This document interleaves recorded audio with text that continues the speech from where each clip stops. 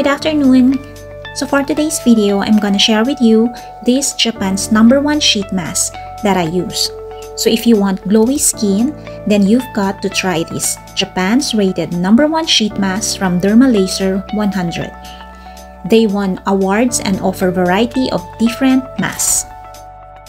This Super Retinol 100 mask that I am using is for radiance boost and skin tone clarity, and it is anti-aging care for fine lines and wrinkles dahil alam nyo naman 40s na tayo, so hindi na talaga maipagkakaila na meron na tayong mga wrinkles sa ating mukha. So paano ko nga ba ginagamit ang sheet mask na ito? Ginagamit ko po ito twice a week, itong retinol sheet mask, and ginagamit ko po ito sa gabi. Yes po, night po dapat ang paggamit ng retinol, and ililib ko lang ito sa mukha ng 3 to 5 minutes. Eto guys, matagal ko na din ginagamit itong Super T3 100 sheet mask dahil para ito sa oily and acne prone skin. At alam nyo naman, oily ang ating face at marami din tayong mga acne, lalo na kapag ka nagbe-breakouts ang ating face sa sobrang dami ng acne. Ito talaga ang nakakapagpakalma ng aking skin, itong T3 na Dermalaser 100.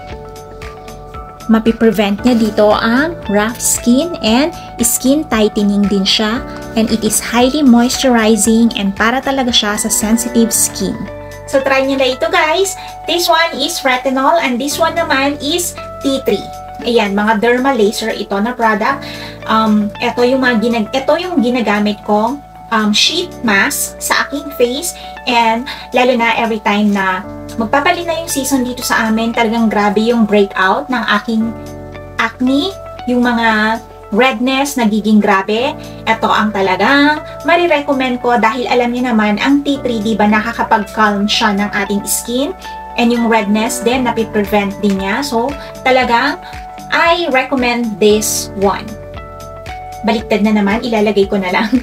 And this one naman, alam niyo na, 40s na tayo, so need talaga ng ating skin ng anti-aging, and this retinol ng Dermalaser sheet mask is the best for me. For me kasi ito yung ginagamit ko, kaya para sa akin, the best ito. And alam niyo naman, dahil kuripot tayo, super affordable yung mga pinipili kong products, and super worth it talaga.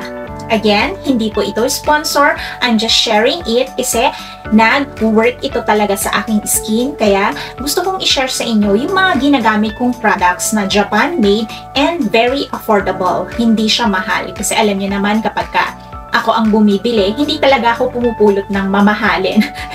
Unlike na lang pagkasama ko si Mister na mamamalengke, and din sasabihin niya sa akin na kuha ka ng gusto mo. Syempre, yung pricey na gustong-gusto ko ang kukunin ko. Pero kapag ako lang, syempre hahanap tayo ng affordable pero effective na brand. Especially mga Japan-made. Kaya talagang hindi ka magsisisi kapag nag-try ka ng mga ganitong products, and nagtitrending din to sa ibang app guys. So talagang hindi ako mapapahiya sa inyo sa pagre-recommend ko ng mga ginagamit ko sa aking skin, lalo na papalamig na sa amin, malapit ng autumn season na.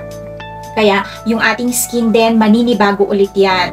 Magdadry siya ulit, magkakati-kati dahil sa dryness, and then kapag gumamit na kami ng heater sa loob ng bahay, lalong magdadry yung ating skin. Kaya need natin talagang i-highly moisturize, and eto talaga ang the best to moisturize our skin. Nabulol tayo doon ha?